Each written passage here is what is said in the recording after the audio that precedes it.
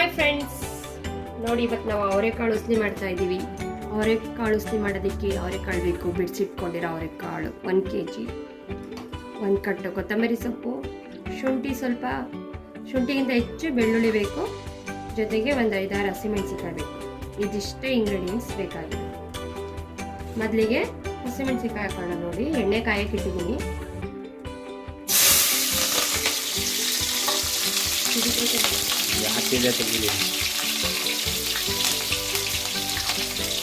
ನೋಡಿ, ನೆಕ್ಸ್ಟ್ ಬೆಳ್ಳುಳ್ಳಿ ಹಾಕಬೇಕು.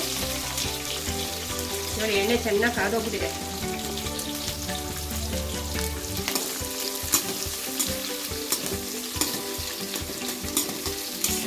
ಬೆಳ್ಳುಳ್ಳಿ ಮತ್ತು ಹಸಿಮೆಣಸಿಕಾಯಿ ಚೆನ್ನಾಗಿ ಫ್ರೈ ಆಗಬೇಕು. ಕೆಂಪಾಗೋ ತನಕ ಫ್ರೈ ಆದಮೇಲೆ ಶುಂಠಿನೂ ಹಾಕೋಬೇಕು.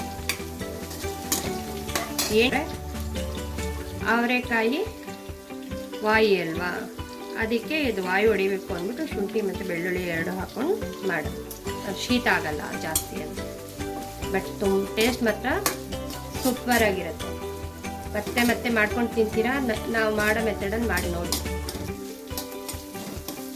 ನೋಡಿ, ಇದು ಚೆನ್ನಾಗಿ ಫ್ರೈ ಆಗಬೇಕು. ಫುಲ್ ಕೆಂಪಾಗಬೇಕು, ಕಪ್ಪಾಗಬಾರ್ದು. ಕೆಂಪಾಗೋ ತನಕ ಫ್ರೈ ಮಾಡಿ. ಆಯಿಲ್ ಸ್ವಲ್ಪ ಜಾಸ್ತಿ ಇರಬೇಕು. ಶುಂಠಿ, ಬೆಳ್ಳುಳ್ಳಿ, ಹಸಿಮೆಣಸಿನಕಾಯಿ ಇವೆಲ್ಲನೂ ಕೆಂಪಾಗೋ ತನಕ ಫ್ರೈ ಮಾಡ್ಕೊಳ್ಳಿ. ನೋಡಿ, ಇವೆಲ್ಲ ಕೆಂಪಾಗಿದೆ. ಈಗ ಕೊತ್ತಂಬರಿ ಸೊಪ್ಪು ಹಾಕಬೇಕು. ಒಂದು ದಪ್ಪು ಕಟ್ಟು ಕೊತ್ತಂಬರಿ ಸೊಪ್ಪು ಜಾಸ್ತಿ ಇರಬೇಕು, ಆವಾಗಲೇ ಇದು ಟೇಸ್ಟ್ ಬರೋದು.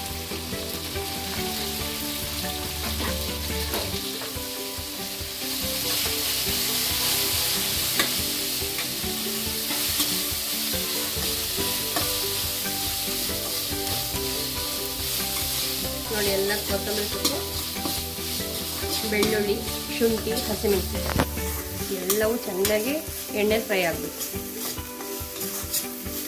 ಇದಕ್ಕೆ ನೀರು ಹಾಕಿಲ್ಲ ಇನ್ನೂ ನಾನು. ನೋಡಿ, ಫ್ರೈ ಮಾಡ್ಬೇಕಾದ್ರೆ ಎಷ್ಟು ಒಳ್ಳೆ ಫ್ಲೇವರ್ ಬರುತ್ತೆ ಗೊತ್ತಾ. ಮಾಡಿ ನೋಡಿ ಒಂದ್ಸಲ. ಇಷ್ಟಪಟ್ಟು ನೀವೇ ಮತ್ತೆ ಮಾಡ್ಕೊಂಡು ತಿಂತೀರಾ. ನೋಡಿ, ಬಿಟ್ಬಿಟ್ಕೊಂಡಿರೋ ಅವರೆಕಾಳು.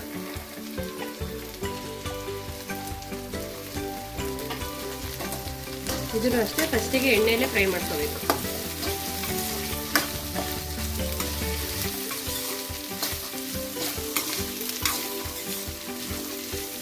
ಒಂದು 5 ನಿಮಿಷ ಎಣ್ಣೆಲಿ ಫ್ರೈ ಮಾಡ್ಕೊಂಡು ಆಮೇಲೆ ಸ್ವಲ್ಪ ನೀರು ಹಾಕೋಬೇಕು. ತುಂಬ ನೀರು ಹಾಕೋಬಾರ್ದು, ಅದು ಮೆತ್ತಗೆ ಬೇಯೋದು.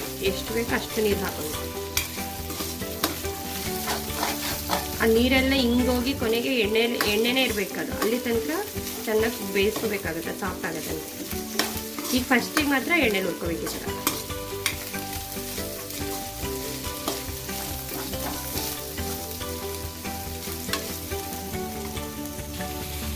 ನೋಡಿ, ರುಚಿ ಎಷ್ಟು ಬೇಕೋ ಅಷ್ಟು ಹಾಕ್ಕೊಂಡು. ನಾನು ಕಲ್ಲುಪ್ಪು ಹಾಕೋತಾ ಇದ್ದೀನಿ. ಏನು ಕಲ್ಲುಪ್ಪು ಹಾಕೋತಾ ಇದ್ದೀನಿ ಅಂದರೆ, ಸ್ವಲ್ಪ ನೀರು ಹಾಕೋದ್ರಿಂದ ಅದು ಕರಗುತ್ತೆ.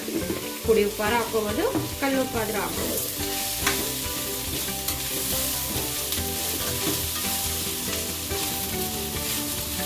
ನೋಡಿ, ನೀರು ಹಾಕೋಬೇಕು. ಈಗ ಸ್ವಲ್ಪ ಹಾಕೊಂಡಿದ್ದೀನಿ. ಅದು ಸ್ವಲ್ಪ ಬೆಂದು ಎಲ್ಲ ನೀರೆಲ್ಲ ಅಬ್ಸರ್ವ್ ಆಗಿ ಅದು ಫುಲ್ಲು ಆಯಿಲ್ ಬಿಟ್ಕೊಳ್ಳೋ ತನಕ ಬೇಯಿಸ್ಕೋಬೇಕು.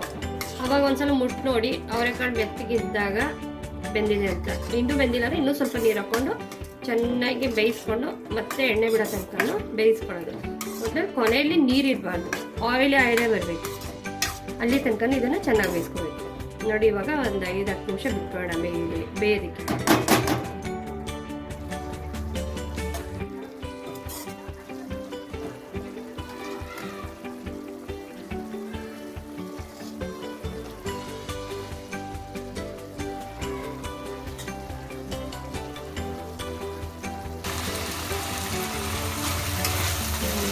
ನೋಡಿ, ಒಂದು ಸ್ವಲ್ಪನೂ ನೀರಿಲ್ಲ, ಬರೀ ಆಯಿಲಲ್ಲೇ ಇರುತ್ತೆ. ಈ ಥರ ಆದಾಗ ಊಟದ ಜೊತೆ ಹಾಕೊಂಡು ತಿನ್ನಿ, ಸೂಪರಾಗಿರುತ್ತೆ. ನೋಡಿ, ಇಲ್ಲಿ ಸಾಫ್ಟಾಗೂ ಬೆಂದಿದೆ. ನೋಡಿ, ಹಿಂಗೆ ಬರಬೇಕು.